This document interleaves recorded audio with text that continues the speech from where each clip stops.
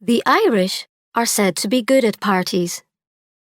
Noisy revels, with drinking, singing and dancing late into the night. But Mary, 17, and living on a lonely farm, has no experience of them. And as she cycles down the mountain road to her first party in the town, she is full of hopes and dreams and expectations. Mary hoped that the ancient front tire on the bicycle would not burst. Twice she had to stop to put more air in it, which was very annoying.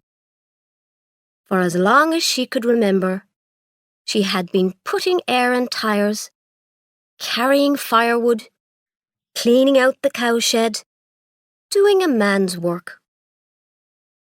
Her father and 2 brothers worked for the forestry company, so she and her mother had to do everything. And there were 3 children to take care of as well. Theirs was a mountainy farm in Ireland, and life was hard. But this cold evening in early November, she was free. She rode her bicycle along the road, thinking pleasantly about the party. Although she was 17, this was her first party. The invitation had come only that morning from Mrs. Rogers, owner of the Commercial Hotel. At first, her mother did not wish Mary to go. There was too much to be done, soup to be made, and one of the children had earache and was likely to cry in the night. But Mary begged her mother to let her go. What use would it be? Her mother said. To her, all such excitements were bad for you, because they gave you a taste of something you couldn't have. But finally, she agreed. You can go as long as you're back in time to milk the cows in the morning, and don't do anything foolish, she said. Mary was going to stay the night in town with Mrs. Rogers. She had washed and brushed her hair, which fell in long dark waves over her shoulders. She was allowed to wear the black evening dress that an uncle had sent from America years ago. Her mother said a prayer to keep her safe, took her to the top of the farm road, warned her never to touch alcohol, and said goodbye. Mary felt happy as she rode along slowly, avoiding the holes in the road, which were covered with thin ice. It had been very cold all day. At the bottom of the hill, she got off and looked back, out of habit, at her house. It was the only one on the mountain, small and white, with a piece of land at the back, which they called the vegetable garden. She looked away. She was now free to think of John Roland. He had appeared 2 years before, riding a motorbike daringly fast, and stopped to ask the way. He was staying at the Commercial Hotel and had come up to see the lake, which was famous for the way it changed colour at different times of day. When the sun went down, the water was often a strange reddish purple, like wine. Down there, she said to the stranger, pointing to the lake below. It was midsummer and very hot. The grass was tall, and there were wild flowers, blood red, close to their feet. What an unusual sight, he said, looking at the lake. She had no interest in views herself. Then her mother came out to see who the stranger was. He introduced himself very politely as John Roland, an English painter. She did not remember exactly how it happened, but after a while He walked into their kitchen with them and sat down to tea. 2 long years had passed since that day, but she had never stopped hoping. Perhaps this evening she would see him. The postman had said someone special in the hotel expected her. It seemed to her that her happiness somehow lit up the greyness of the cold sky, the icy fields going blue in the night, the dark windows of the small houses she passed. Suddenly, her parents were rich and cheerful. Her little sister had no earache. The kitchen fire did not smoke. Sometimes she smiled at the thought of how she would appear to him. Taller and more womanly now, in a dress that could be worn anywhere. She forgot about the ancient tire, jumped on the bicycle, and rode on. The 5 streetlights were on when she entered the small town. There had been a cattle market that day, and drunken farmers with sticks were still trying to find their own cattle in dark corners of the main street. As she reached the commercial hotel, Mary heard loud conversation inside and men singing in the bar. She didn't want to go in through the front door, in case someone saw her and told her father she'd gone into the public bar. So she went to the back door. It was open, but she knocked before entering. 2 girls rushed to the door. One was Doris O'Byrne. She was famous for being the only Doris in the whole town, and for the fact that one of her eyes was blue and the other dark brown. God, I thought it was someone important, she said, when she saw Mary standing there, blushing, pretty, and with a bottle of cream in her hand. Another girl. There were far too many girls in the town. Girls like Mary with matching eyes and long wavy hair.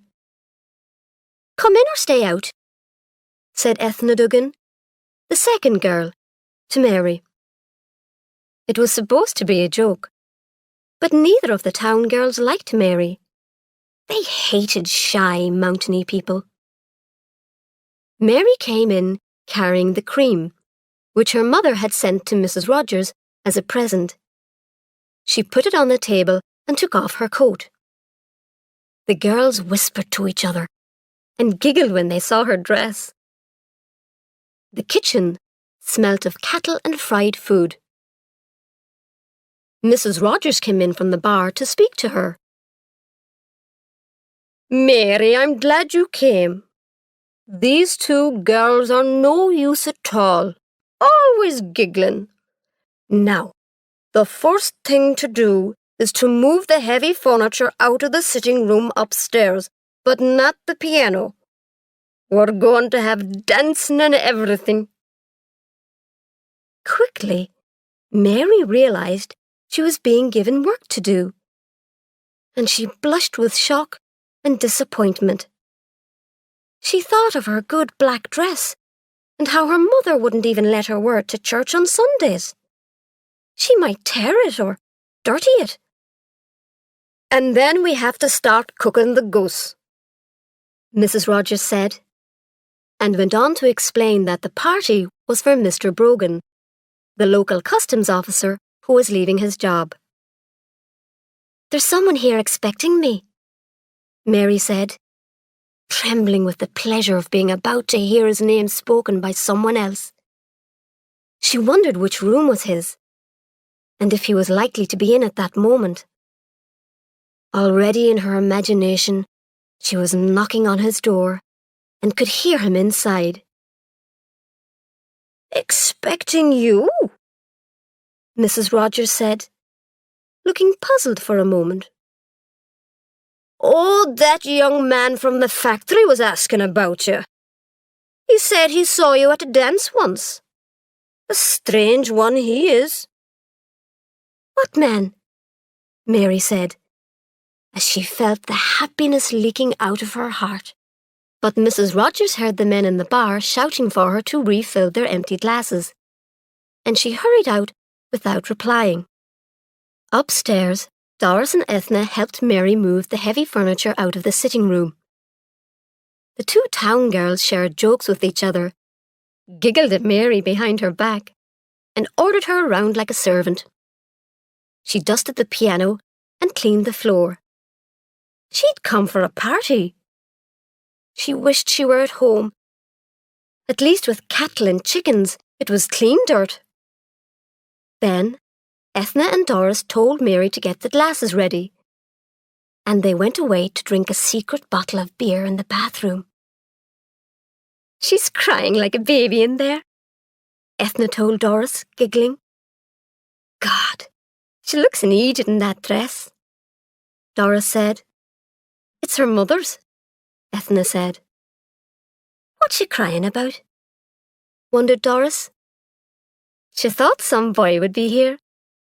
Do you remember that boy who stayed here the summer before last with a motorbike?" "The boy with the big nose," said Doris. "God, she'd frighten him in that dress. Her hair isn't natural either. I hate that kind of long black hair," Ethna said, drinking the last of the beer. They hid the bottle under the bath. In the room with the piano, Mary got the glasses ready. Tears ran down her face, though she did not put on the light. She saw what the party would be like. They would eat the goose, the men would get drunk, and the girls would giggle. They would dance and sing and tell ghost stories. And in the morning, she would have to get up early and be home in time for milking. She looked out of the small window at the dirty street, remembering how once she had danced with John on the farm road to no music at all, just their hearts beating and the sound of happiness. On that first day at tea, her father had suggested that John should stay with them, and he stayed for 4 days, helping with the farm work and the farm machinery. Mary made his bed in the morning and carried up a bowl of rainwater every evening so that he could wash. She washed his shirt, and that day his bare back burnt in the sun. She put milk on it. It was his last day with them. After supper, he gave each of the older children a ride on the motorbike. She would never forget that ride. She felt warm from head to foot in wonder and delight. The sun went down, and wild flowers shone yellow in the grass. They did not talk as they rode. She had her arms around his stomach, with the delicate and desperate hold of a girl in love.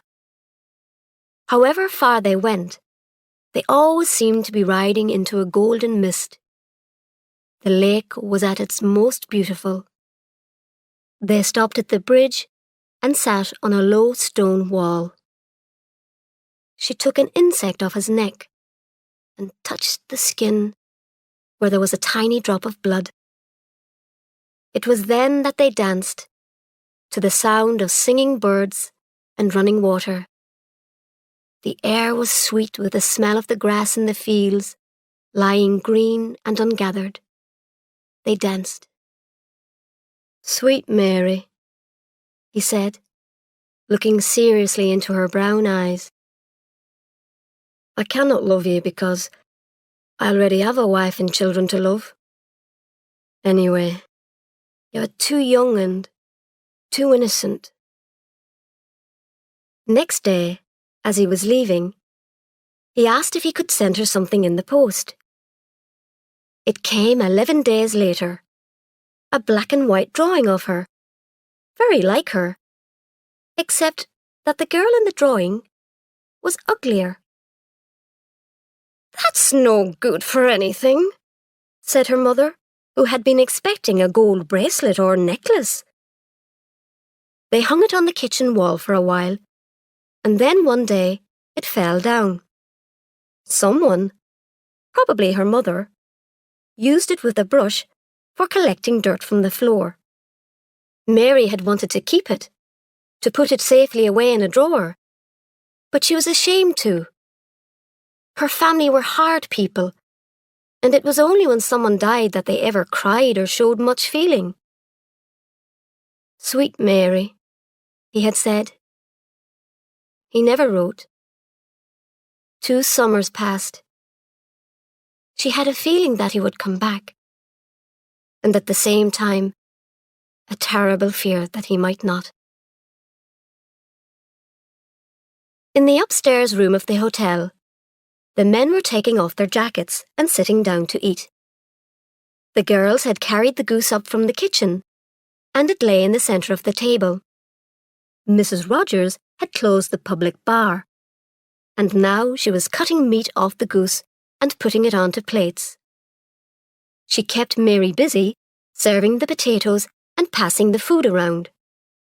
Mr. Brogan, as chief guest, was served first with the best cuts of goose. Mary was surprised that people in towns seemed so coarse. When one of the men, Hickey, tried to take her hand, she did not smile at all. She wished she were at home. She knew what her family were doing there. The boys learning their lessons, her mother baking bread, her father rolling cigarettes and talking to himself. In another hour, they'd say their prayers and go up to bed. The routine of their lives never changed. The fresh bread was always cool by morning. O'Toole, the young man who worked at the factory, had bright green eyes and hair so blonde it was almost white. "No one's offered me any food yet," he said. "A nice way to behave." "Oh, God, Mary, haven't you given Mr. O'Toole anything to eat yet?" Mrs. Rogers said, and she gave Mary a push to hurry her up. Mary gave him a large plateful, and he thanked her, saying they'd dance later. To him, she was far prettier than those good-for-nothing town girls. She was tall and thin, like himself. And he liked a simple-minded girl with long hair.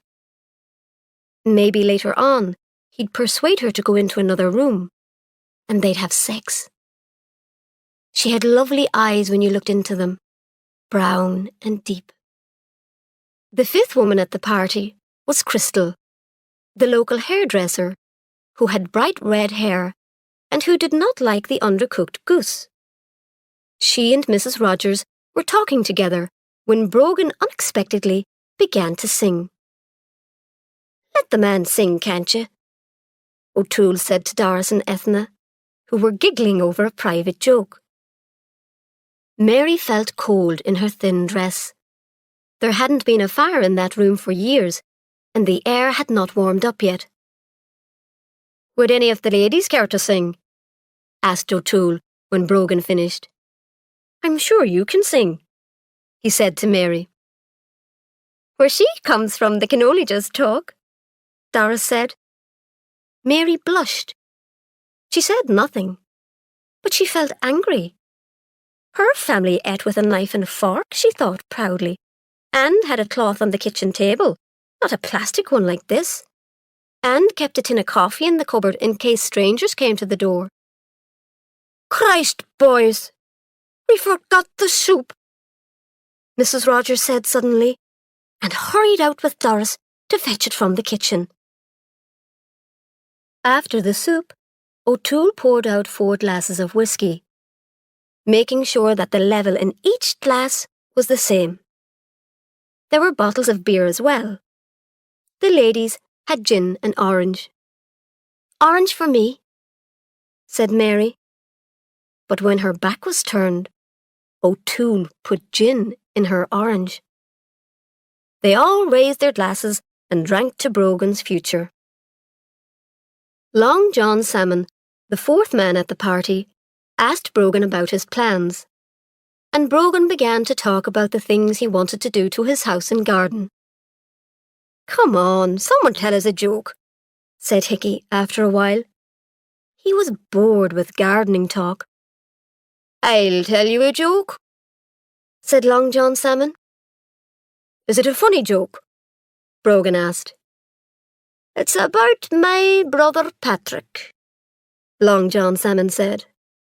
Not that old thing again, said Hickey and O'Toole together. Oh, let him tell it, said Mrs. Rogers, who had never heard it. Long John Salmon told a story about his brother, who died, but came back a month later as a ghost, walking through walls and around the yard. Ah, God, let's have a bit of music, said Hickey, who had heard that story 9 or 10 times. It had neither a beginning, a middle, nor an end. They put a record on, and O'Toole asked Mary to dance. Brogan and Mrs. Rogers were dancing too, and Crystal said that she'd dance if anyone asked her. Mary felt strange. Her head was going round and round, and in her stomach there was a nice feeling that made her want to lie back and stretch her legs, a new feeling that frightened her. O'Toole danced her right out of the room and into the cold passage beyond, where he kissed her, clumsily. Inside the room, Crystal had begun to cry, sitting at the table with her head on her arms. Gin and orange always made her cry. Hickey, there is no happiness in life, she cried bitterly. What happiness? Said Hickey, who was full of drink. Doris and Ethna sat on either side of Long John Salmon, talking sweetly to him. He was a strange man, but he owned a large fruit farm, and he was still single.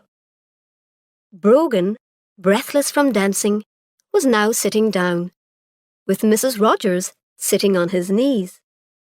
The record finished, and Mary ran in from the dark passage away from O'Toole, who followed her in, laughing. O'Toole was the first to cause trouble. He became offended when Mrs. Rogers prevented him from telling a rude joke. Think of the girls, Mrs. Rogers said. Girls, O'Toole said nastily. He picked up the bottle of cream and poured it over the few remaining bits of goose. Christ, man, Hickey said, taking the bottle of cream away. Mrs. Rogers said it was time everyone went to bed as the party seemed to be over. All the guests were staying the night at the hotel. The 4 girls were going to share one room. In the bedroom, Mary sighed. Before they could go to bed, they had to move the heavy furniture back to the sitting room. She could hear O'Toole shouting and singing in another room. There had been gin in her orange. She knew now, because she could smell it on her breath. She had broken her promise to her mother. It would bring her bad luck. Ah, girls, girls, O'Toole said, pushing their bedroom door open. Where's my lovely Mary? Come out here with me, Mary.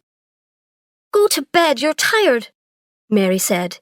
He caught her hand and started trying to drag her out of the room. She let out a cry. I'll throw this flower pot at you if you don't leave the girl alone, Ethna called out. Stupid cows, the lot of you, said O'Toole. But he dropped Mary's hand and took a step backwards. The girls rushed to shut the door and push a heavy chest against it to keep him out. They all got into the one big bed, 2 at the top and 2 at the bottom.